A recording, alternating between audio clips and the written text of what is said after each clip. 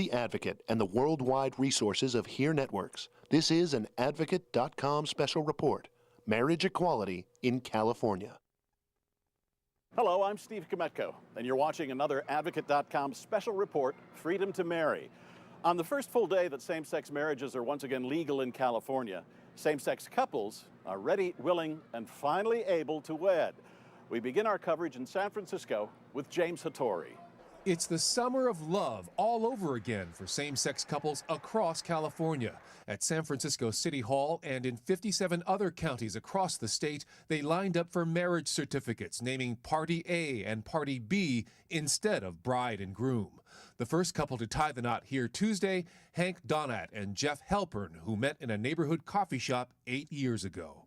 Was it important for you guys to be first today? No, what was important for me was to marry Jeff Halpern. This is really special because this is legal and we're equal, but most important, I get to spend the rest of my life with the man I love. Equality feels good! Outside an ad hoc celebration, supporters showing up just to cheer the newlyweds on and revel in their historic victory. The significance wasn't lost on Leah Shigemura and Helen Zia. They were married by City Attorney Dennis Herrera, whose legal team was responsible for the court decision which made this day possible. If it weren't for the political, the movement behind it, the whole drive for equality, we wouldn't be here today. It just would never be possible. Marriage equality, not special treatment. We just love each other and want to have a committed life together and be recognized. In an interview with The Advocate, San Francisco Mayor Gavin Newsom reflected on the risk he took to marry gays and lesbians 4 years ago. Your life is this, and the moment in politics is big.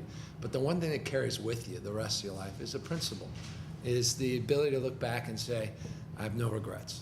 While the joy filling San Francisco City Hall is real and overwhelming, it's also somewhat tempered by a looming battle over a statewide ballot initiative to reinstate the ban against same-sex marriage, which will go before voters in November. This will be the largest battle on an LGBT rights issue in the history of the country. The other side is saying they're going to spend 10, 20, maybe more millions of dollars, and we know we need to match them dollar for dollar. But on this day, politics is taking a back seat to love and recognition. In San Francisco, I'm James Hattori for The Advocate and HEAR Networks. Here in West Hollywood, city officials were expecting a steady flow of marriage license applicants. Early on, it appeared as though their expectations were not only met, but exceeded. Kate and Tori Kuykendall, along with their 5-month-old daughter, Zara, were in line early at West Hollywood Park. Although they had a commitment ceremony 3 years ago, they decided they wanted to legalize their union now that they can. It was important to me to be able to get married on this day, and it wasn't so important to be first in line, but to make sure that I got an appointment. We got an appointment today. It's nice being able to call her my wife and have people not bat an eye. I look forward to that. There was a lot of media attention in West Hollywood Tuesday morning. A lot of it directed not just at the historic events unfolding, but also at actor and former Star Trek star George Takei. He and his partner of 21 years, Brad Altman, were issued the very first marriage license in WeHo. They'll actually get married in September.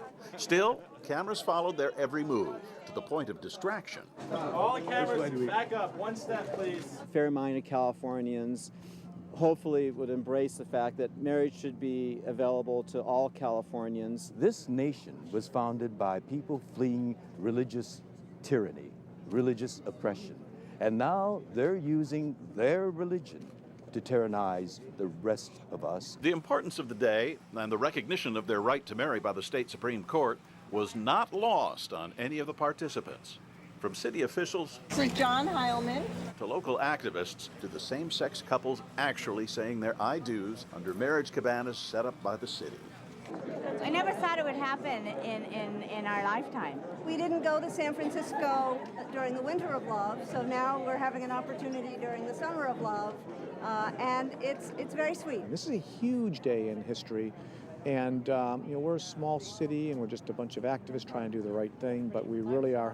Today is a big day, and it's a humbling but a profoundly gratifying experience to be a part of all of it. The city of West Hollywood provides a flyer with information about obtaining a license and answers to frequently asked questions like, do I have to be a resident of Los Angeles County or the state of California to obtain a license? No is the answer. Now, for more on the day's events, Advocate.com's John Carroll reports from San Diego. It was the big story of the morning for San Diego media. Television, newspaper, and radio reporters all at the historic county building to cover a historic event. The June gloom of San Diego skies doing nothing to dampen the spirits of couples here, ready to commit themselves to one another. We're geared up and we believe that we will have a smooth operation. You know, it's a project that took there was a lot of details, and so we've been working pretty hard for the last 3 weeks to get ready to go, but we believe we are. San Diego County officials were expecting protesters this morning, and they had the security standing by to deal with it. But as of about 9 this morning, only one guy had shown up. This isn't right. The Rosie O'Donnells of the world aren't right. As the protester shouted at the crowd, another stood silently to answer his message with one of his own. Meantime, hundreds of couples poured into the county building, waiting in line for their chance to get that all-important marriage certificate. And we're doing this also for the generations who come after us, like our grandchildren. Shirley Hall and Sylvia Paymer have been together for 36 years, so they were more than ready to be officially married. A touching scene of vows exchanged was made even more moving by Deputy Commissioner of Civil Marriage Michael Torres. He's done a lot of weddings, but none like this, and the moment was overwhelming. From this very moment, you are now married. Thank you. Thank you. It's my spouse. Most couples opted to spend their big moment outside, like Ken Hall and Tom DeBlois, who have been together for 10 years. It's an emotional day, just quite significant in so many ways for us personally, and also just recognizing that we're breaking new ground here. The view from San Diego, like elsewhere in California, a scene of love, of commitment, of overwhelming joy at a moment longed for so long. In San Diego, I'm John Carroll for The Advocate and HERE Networks. A final note now, perhaps speaking for everyone lined up to get married in California today, with a nod to his Star Trek past and with an eye to the future, George Takei said, "May equality live long and prosper." I'm Steve Kometko. Continue checking in here at advocate.com or pick up The Advocate at your local newsstand for continuing coverage from California of freedom to marry. And if you're one of the newlywed couples, send us your wedding photos. We'd love to post them and share them on your behalf.